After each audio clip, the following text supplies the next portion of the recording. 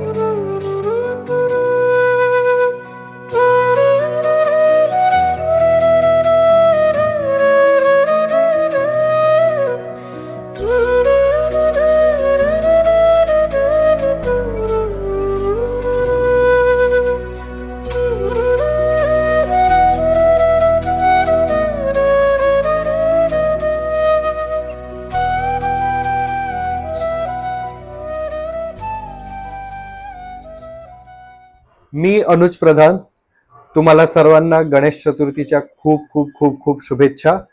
गणपती बाप्पा मोरया.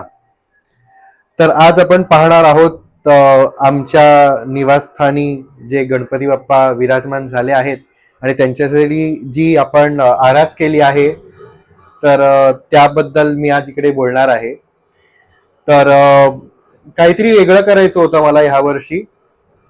तर दरवर्षी मी काही ना काहीतरी विचार करत असतो की काय केलं पाहिजे आणि कसं छान दिसेल जी आपण आरास करू ती. नो डाऊट आपण काहीही बाप्पांसाठी करू, जी आरास करू, छोटी करू, मोठी करू, कशीही करू, एक साधं फूल जरी बाजूला ठेवलं तरी ती सुंदरच दिसणार आहे.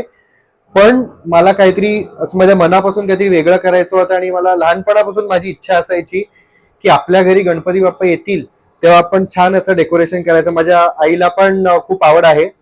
मी माझ्या पप्पांना सांगायचो दरवर्षी गणपती बाप्पा आणू म्हणून, मला खूप आवडतं असं आरास वगैरे करायला. पण 5 वर्ष अगोदर माझ्या वडिलांनी आमच्या नवीन निवासस्थानी आम्ही गणपती बाप्पाच्या सोबत आम्ही ह्या घरात प्रवेश केला आणि तेव्हापासून आम्ही गणपती बाप्पांची स्थापना करायला लागलो. तर आपले जे बाप्पा आहेत ते आपण त्यांचे मूर्तिकार आहेत वेळे ब्रदर्स. वेळे ब्रदर्स ह्यांचा कारखाना धारावी येथे आहे आणि दरवर्षी न चुकता आम्ही त्यांच्याकडूनच ही मूर्ती आम्ही घेतो. दरवर्षी वेगवेगळ्या प्रकारची मूर्ती असते, वेगवेगळ्या आकाराची किंवा वेगळी अशी दिसणारी मूर्ती असते. पण ह्यांची जी शैली आहे ती आम्हाला खूप खूप आवडते आणि ही जी शैली आहे ती त्रिमूर्ती स्टुडिओजचे जे विशाल शिंदे दादा आहेत, ऍक्च्युली त्यांची ही शैली आहे. पण आम्ही जे मूर्ती जे वेळे ब्रदर्स कडनं घेतो ते त्यांचे शिष्य आहेत आणि तेही खूप सुबक आणि सुंदर अशी गणपती बाप्पांची मूर्ती बनवता. तर मी सर्वांना सांगेन की पुढच्या वर्षी जर तुम्हाला आपल्या घरी गणपती बाप्पांची स्थापना करायची असेल तर प्लीज वेळे ब्रदर्स कडनंच तुम्ही एकदा तरी बघावी त्यांची मूर्ती. तर आता आपण जी आरास केली आहे त्याच्याबद्दल थोडी मी माहिती देतो. तर ही जी कल्पना आहे ती माझ्या मनात जेव्हा आली, ऍक्च्युली माझ्या मम्मीची एक मैत्रीण आलेल्या घरी आणि माझी मम्मी मूळ गिरगावची आहे आणि मम्मीची मैत्रीण ती पण गिरगावची आहे. तर दोघी असं काहीतरी बोलत होत्या की अरे लहानपणी आपण नळेवाडीत पिक्चर बघायला जायचो, ह्याच्या घरी सत्यनारायणची पूजा असेल तेव्हा आपण पिक्चर वगैरे बघायला जायचो. तर त्यावरून मला कल्पना सुचली की असं काहीतरी करूया जेणेकरून मम्मी आहे आणि मम्मी सारखे जे अनेक आहेत जी गिरगावात ना किंवा जे बॉम्बेत खूप वर्षांपासून आहेत राहायला, तर त्यांना थोडस जुनी त्यांची आठवण परत जागी झाली पाहिजे. ते मनाच्या कोपऱ्यामध्ये ज्या आठवणी आहेत त्या परत बाहेर येऊन डोळ्यासमोर आल्या पाहिजेत सर्वांच्या, म्हणून ही थोडी कल्पना. तर पहिलं जे माझ्या कल्पनेत जे आलं ते आपण एक चित्रपट दाखवूया, की लहानपणी आपले आई वडील कसे चित्रपट बघायला जायचे, कारण की घरी कोणाकडे टीव्ही वगैरे नसायचा तेव्हा. तर मग गल्लीत कोणाकडे सत्यनारायणची पूजा असेल, काही असेल, ते एकमेकांना सांगायचे की बाबा आज माझ्या चाळीमध्ये किंवा आमच्या इकडे पिक्चर दाखवण्यात येणार आहे, कुठला पिक्चर, तर त्याचा बोर्ड लावलेला असायचा. म्हणून हा मुद्दामच हा एक छान असा छोटासा एक बोर्ड असा एक रेडी केला आहे. तर 1977 साली अमर अकबर अँथनी हा पिक्चर चित्रित झाला होता. तर मुद्दामूनच त्या काळातलं आपलं डेकोरेशन असल्यामुळे मी त्या पिक्चरची निवड केली आणि मला पर्सनली हा चित्रपट खूप आवडतो बघायला. तर मी अशी माणसं बसली आहेत पिक्चर बघायला ते दाखवलं आहे, पडदा आहे. आणि तर माझ्या आईकडनं, मावशीकडनं आणि इतर लोकांना ज्यांना मी विचारलेलं की तुम्ही कसं पिक्चर वगैरे बघायला जायचात, तर त्यांनी मला सांगितलं ती लोक गोंटे कापून घेऊन जायचे किंवा मग न्यूजपेपर ते घेऊन जायचे आणि त्याच्यावर बसायचे. जी ते जागा मिळेल तसे ती लोक बसायचे.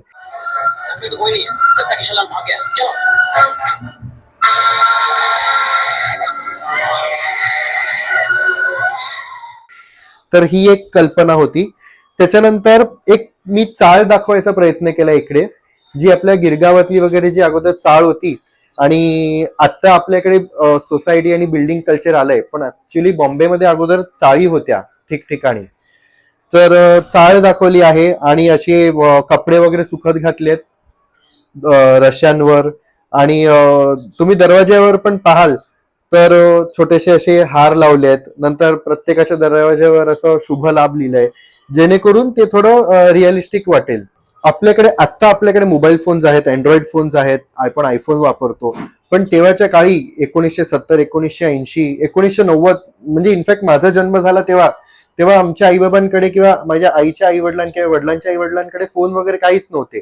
तर पीसीओ होता. तर एकमेकांशी आपण फोनवर जोडलेलो असायचो. आपण पीसीओ मध्ये जायचो, 1 रुपया किंवा 8 आण्याचा आपण कॉईन टाकायचो किंवा 50 पैशाचा कॉईन टाकायचो आणि एकमेकांशी आपण बोलायचो. पीसीओ असायचा, आयएसडी कॉल्स व्हायचे, एसटीडी कॉल्स व्हायचे. तर मी एक ते इकडे दाखवण्याचा प्रयत्न केला, कारण की आता हे आपल्याला काहीच बघायला मिळत नाही, कारण की आपल्या हातामध्ये फोन्स आहेत, टॅबलेट्स आहेत, आपल्याकडे वॉच आहेत, स्मार्ट वॉचेस आहेत, स्मार्ट वॉचवर पण आपण फोन करू शकतो. पण हे जे होतं घरातनं बाहेर जाऊन आपण जाऊन फोन करायचो, आता ही गोष्ट खूप दुर्मिळ झालेली आहे आणि ती गोष्ट मी इकडे दाखवलेली आहे. मुंबई शहरात अगोदर कापड गिरणी होत्या. तर मी आता आता ह्या कापड गिरणींच्या जागेवर आपण मोठे मोठे कॉर्पोरेट पार्क्स बघतोय किंवा मग रेसिडेन्शियल कॉम्प्लेक्सेस बघतोय. तर आता या कापड गिरणीत ज्या आहेत त्या खूप आता खूप जुन्या कंडिशन मध्ये आहेत, काही तुटलेल्या आहेत, काही डिफंक्ट आहेत. तर इकडे बघाल तर ही विक्टोरिया आहे. आपल्याकडे अगोदर रिक्षा, टॅक्सी नव्हते. जेव्हा एवढे आपल्याकडे रस्त्यांवर गाड्या नसायच्या, पण आपल्याकडे विक्टोरिया असायची. आणि त्या विक्टोरियाची खासियत हे की विक्टोरियावर साईडला एक लाईट असायची, गॅस लाईट असायची, ज्याच्यामुळे प्रकाश पडायचा. तर ती विक्टोरिया दाखवलेली आहे. 4 आणे, 8 आणे, 50 पैसे, 10 पैशांचे कॉईन दाखवलेले आहेत, जे आता चलनामधून निघून गेलेले आहेत आणि आपल्याला दिसत नाहीत. ट्रेनचे तिकीट्स आहेत. ट्रेनचे तिकीट अगोदर असे फुट्ट्यावर मिळायचे आणि काळ्या रंगाचा बॉक्स असायचा, त्याच्यामध्ये तिकीट टाकलं आणि जोरात असा स्टॅम्प मारला जायचा आपल्याला जिकडे जायचंय त्या डेस्टिनेशनचा. आणि जेव्हा स्टॅम्प मारायचे तेव्हा असा एक आवाज यायचा. तो माझ्या कानात अजूनही घुमतोय. पण मला ते तिकीट आणि असं हे बसचं तिकीट पण मला दाखवायचं होतं. तर ही ट्राम बनवलेली आहे. म्हणजे ट्राम मला दाखवायची होती की बॉम्बेमध्ये अगोदर ट्राम होती. खूप साऱ्या लोकांना माहित नाही, म्हणजे आपले आई वडील वगैरे असेल त्यांना माहित असेल, पण मे बी माझ्या जनरेशन वाले किंवा माझ्यापेक्षा जे लहान आहेत त्यांना माहित नसेल कदाचित की बॉम्बेमध्ये अगोदर ट्राम असायची. तर ही ट्राम कोलाबापासून धावायची आणि तुम्ही आत्ता पण जाल तर आता ऍक्च्युली नवीन रोड झालेत, पण फ्लोरा फाउंटनच्या इकडे ही ट्राम धावायची. तर तिकडे मागे एकदा रस्त्याचं काम चालू असताना जेव्हा रस्ता खोदला होता तर तेव्हा ट्रामचे ट्रॅक सापडलेले. तर हेच मला दाखवायचं होतं की बॉम्बेमध्ये अगोदर ट्राम्स होत्या आणि जे आता आपल्या बेस्ट बसेस आहेत त्याच्या बदली अगोदर ट्राम्स धावायच्या. सगळ्यात अगोदर ट्राम ज्या होत्या त्या घोडे म्हणजे प्राणी वापरायचे ट्राम्स चालवायला. पण त्यानंतर जेव्हा आपल्याकडे वीज आली तर विजेवर चालायला लागल्या ह्या ट्रॅम्स. आणि वीज ह्याच्यातनं यायची, हा जो एंटिना आहे किंवा पेंटोग्राफ आहे हा, तर त्याच्यातनं ही वीज यायची आणि रुळावर ट्राम धावायची.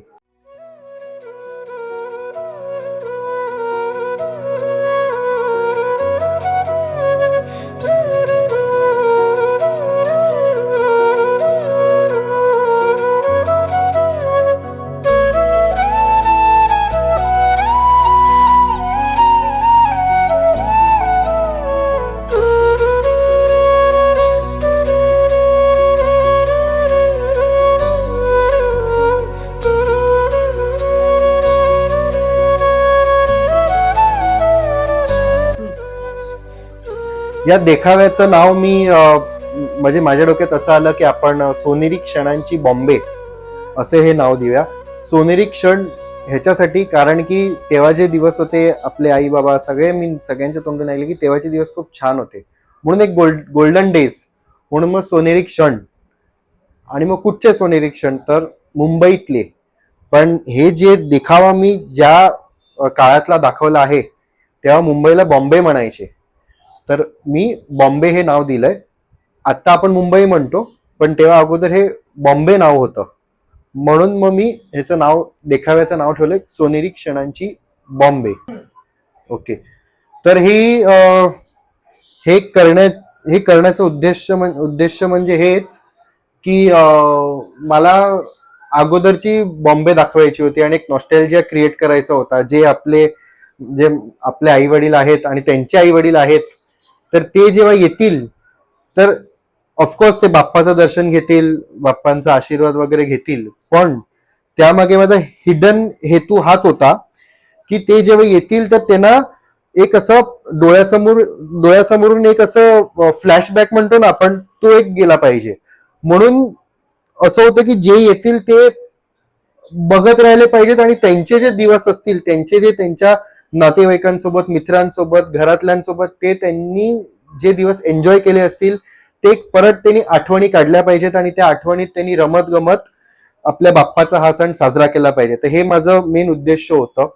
तर जसं की माझ्या मम्मीच्या मैत्रिणी किंवा जे गिरगावातले किंवा जुने आपले कोण येतात दर्शन घ्यायला, तर ते येऊन अगोदर बाप्पांचं दर्शन घेऊन मग ती लोक एक एक अशी आठवण की बाबा आम्ही चाळीत असं राहायचो, आम्ही हा पिक्चर बघायला जायचो, आम्ही शाळेत जाताना आम्हाला सांगायचे आमचे मित्र की आमच्याकडे हाच पिक्चर आहे. तर हे सगळी त्यांची आठवणी होती. मग नंतर इकडे पण आम्ही रेशनच्या लाईनमध्ये उभं राहायचो रेशन घ्यायला. रॉकेल मिळायचं अगोदर डब्यांमध्ये, तर आम्ही रॉकेल घ्यायला जायचो. माझे पप्पांची आई त्यांना, म्हणजे माझी आजी, ती त्यांना पाठवायची दूध घ्यायला.